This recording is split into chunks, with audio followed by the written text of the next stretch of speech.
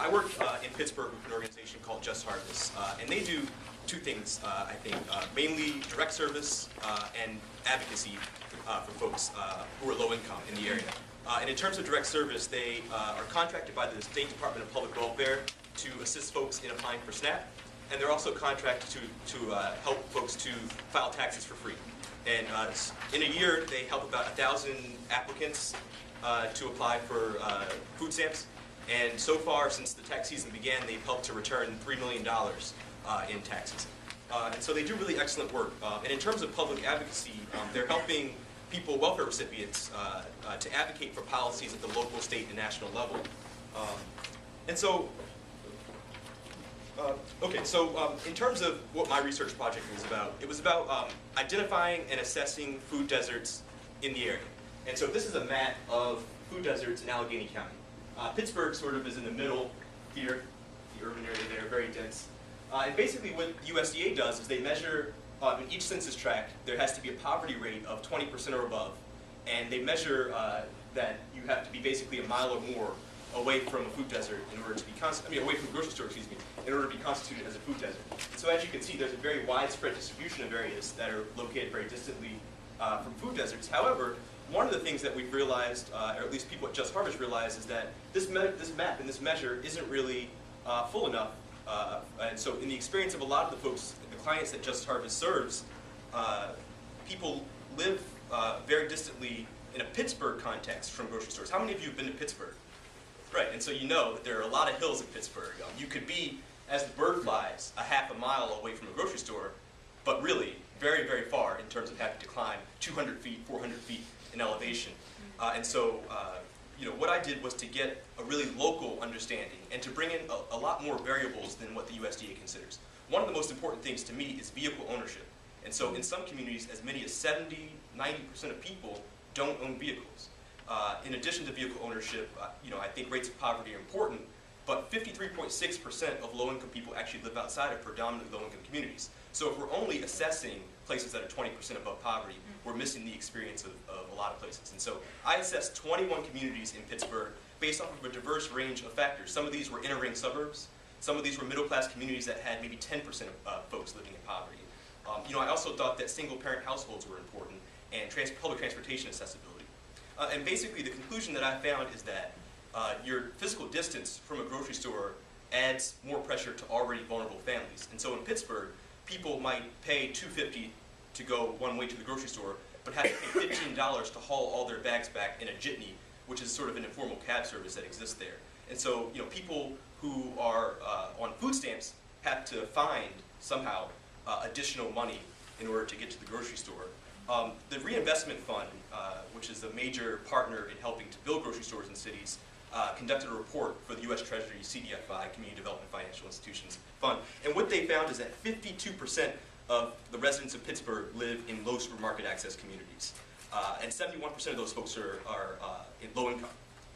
And so this map clearly doesn't account for 52% of the people in Pittsburgh, because the majority of the food deserts, according to the USDA, aren't even located in Pittsburgh. Pittsburgh ranks first for a city of its size, a city between 250 and 500,000 people, for the number of folks who don't have access to a supermarket. That's about 150,000 people who have really low access to supermarkets. And so, there was a need to get down and to understand what was happening in a diverse amount of communities, and that's what I did. It turns out that Pittsburgh actually was a really good opportunity place to do research on food deserts. The University of Pittsburgh has developed the Food Abundance Index, which supports small community organizations with a tool to assess the food landscape basically in a community. And it's a very diverse tool that gets beyond just the grocery store and looks at the entire sort of community food system. In addition, it turns out one of the largest studies of food deserts is actually happening in Pittsburgh now.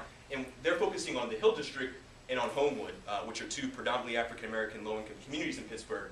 And those communities, neither of those communities, which one is here and the Hill District is here, are represented as food deserts. But everyone who lives in Pittsburgh knows that the hill that separates you from the grocery store in the Hill District, i.e. that's why it's named as it is, really is a huge barrier. And a lot of folks have been dependent on on dollar stores and on convenience stores and gas stations to get their food and to spend their SNAP dollars. And so this is, a typical site in Pittsburgh, sort of the vacant landscape in the former steel mill towns.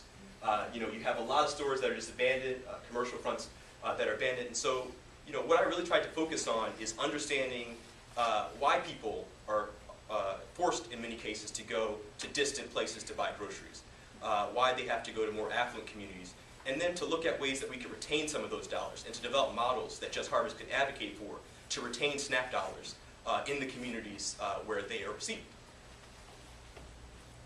And so I developed a lot of data and maps to help to understand the situation. Basically, this one is pretty similar to what the USDA does. It measures from the center of each neighborhood in Pittsburgh to the nearest grocery store.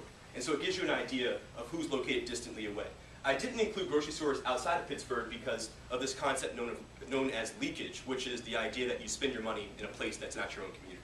And that happens quite frequently. And so I think it's in the best interest of the city of Pittsburgh to retain those dollars. And so I only looked at grocery stores in the city.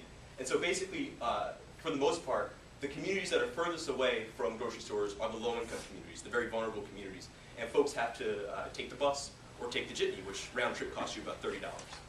And so it makes it very difficult to get to grocery stores. And a lot of folks are dependent on corner stores which simply don't offer produce.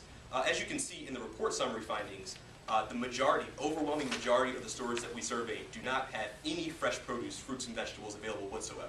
And only 3 of the 21 communities have a grocery store located within their boundaries. And this is another map that's pretty important.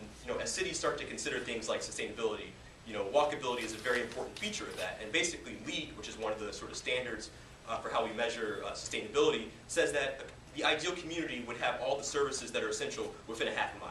And so this gives you an idea of a radius of a half a mile around each grocery store and shows you that in Pittsburgh there are a huge number of gaps in terms of service, and that a lot of the grocery stores that do exist tend to cluster in the same communities. And so the higher income communities like Shadyside and Squirrel Hill have a higher number of grocery stores, and people from Hazelwood, for example, have to travel very far in order to get to those grocery stores.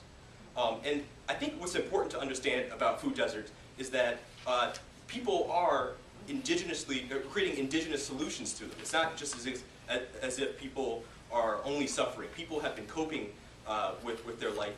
And Hazelwood, it turns out, is a really great example of this. There is an organization or an operation called Fishes and Loaves Buying Club, which is the brainchild of Reverend Leslie Boone. And it's really gaining a lot of notoriety because with the sweat equity and ingenuity in that community, they're developing a solution that serves the most vulnerable people in the community, low-income folks, seniors, and single-parent households. And basically what it does is it has an order form, and it allows people to order the groceries that they want, and the groceries are delivered into the community in a central distribution location. They also serve a healthy, nutritious meal in the senior towers at the distribution, so that people can have something to eat, can learn new vegetables and new techniques for cooking, can have a social space and a new destination within the community. The ultimate goal, and what Just Harvest is really, I think, trying to support, is for the expansion of that type of concept beyond just sort of the unsustainable nonprofit thing into something that can be profitable. So how do we retain those things? A couple of the concepts that I promoted in my report, I actually promoted 4 concepts. The first one is an idea known as healthy corner stores.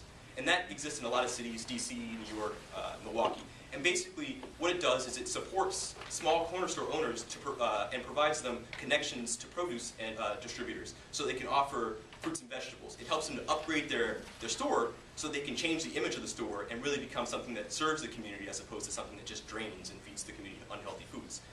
We also advocated, or are advocating, double value coupons at farmers markets so that you can have an added incentive for low-income folks to enter. That builds upon the work that Just Harvest has already done. They basically this year got the city to approve accepting SNAP at all farmers markets, and Just Harvest will be conducting that at all the farmers markets. And then we wanted to look at creative solutions that don't really require any money. If you look at the food deserts in Pittsburgh, they're also the same communities that have the lowest rates of recycling. And so one of the solutions that we are advocating is something known as delicious recycling. The city is starting 15 edible gardens in low-income communities across the city. And so the idea that we want to get the city to promote is for folks to redeem their recycling for free food that's grown in the gardens. It gives the gardens something that makes them sustainable, but also helps to change people's relationships in those communities to sustainability. It adds value to recycling. It gives people sort of a changed relationship to that. And so this is a specific sort of analysis at the neighborhood level, what we did, we went to a bunch of stores and assessed using the Food Abundance Index, and we're able to really get a lot of good community level data. And with that, thank you.